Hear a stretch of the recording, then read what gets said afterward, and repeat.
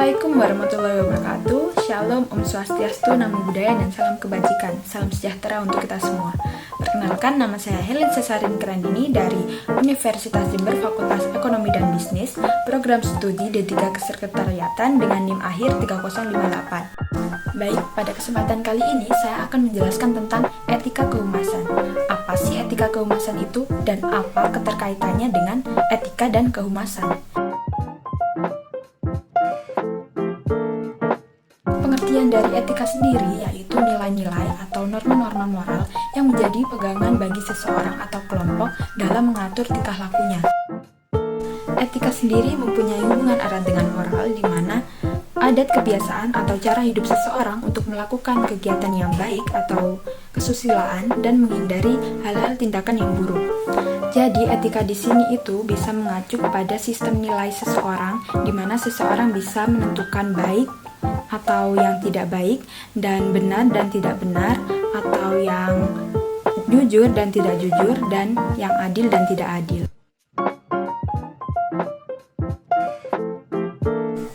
Etika kehumasan atau public relation adalah suatu seni di mana menciptakan pengertian publik yang lebih baik sehingga dapat memperdalam kepercayaan publik terhadap suatu individu atau suatu organisasi. Public relation merupakan salah satu profesi yang mempunyai kode etik. Dalam public relation sendiri, kode etik disebut dengan kode etik public relation atau kode etik kehumasan atau etika profesi humas. Menurut Rosadius Ruslan, etika profesi humas merupakan bagian dari bidang etika khusus atau etika terapan yang menyangkut dimensi sosial, khususnya bidang profesi.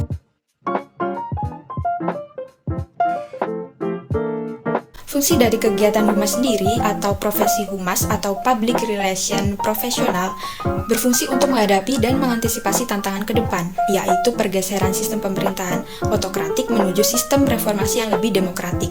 Dalam era globalisasi yang ditandai dengan munculnya kebebasan pers, mengeluarkan pendapat, opini, dan berekspresi yang terbaik, serta kemampuan untuk berkompetitif dalam persaingan pasar bebas.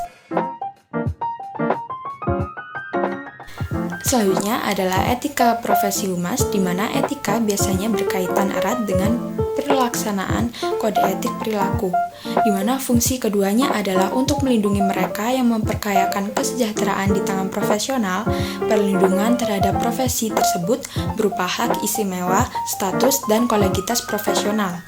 Dalam profesi, penerapan nilai-nilai moral dalam prakteknya disebut sebagai etika terapan.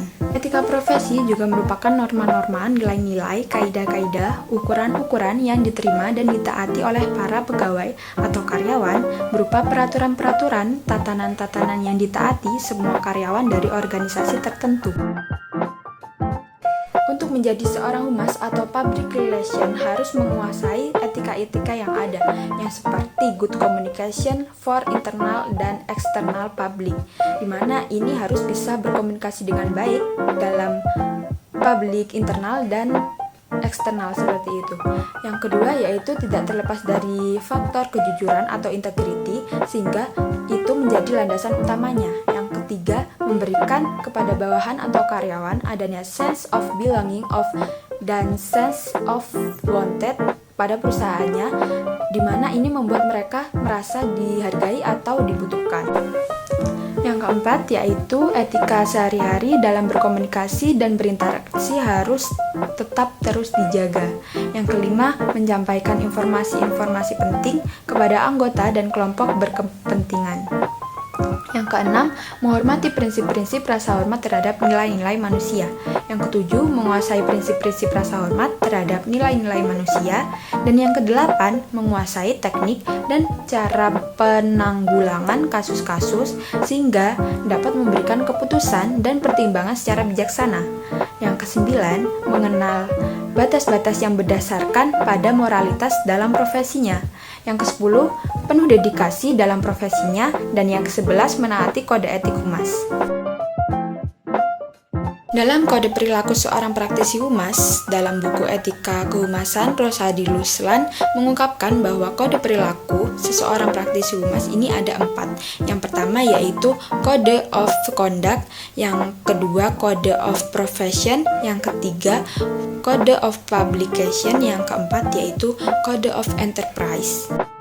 Dari keempat kode tersebut, kode yang pertama yaitu Code of Conduct merupakan kode perilaku sehari-hari terhadap integritas pribadi, klien atau dan majikan, media dan umum, serta perilaku terhadap rekan seprofesinya. Yang kedua yaitu ada Code of Profession. Ini merupakan standar moral, bertindak etis, dan memiliki kualifikasi serta kemampuan tertentu secara profesional lainnya. Yang ketiga ada Code of Publication. Ini merupakan standar moral dan yuridis etis melakukan kegiatan komunikasi, proses, dan teknis publikasi untuk menciptakan publisitas yang positif demi kepentingan publik. Yang keempat yaitu ada Code of Enterprise, yaitu menyangkut aspek hukum perizinan dan usaha, UU PT, UU Hak Cipta, Merek dan Paten, serta peraturan lembaga lainnya.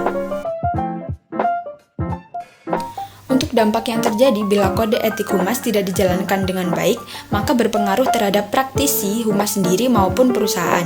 Bagi praktisi humas yang bekerja tidak sesuai dengan kode etik, akan mendapatkan penilaian negatif dari rekan sejawat, dan yang terparah adalah mendapat penurunan pangkat atau bahkan dikeluarkan dari tempat kerjanya.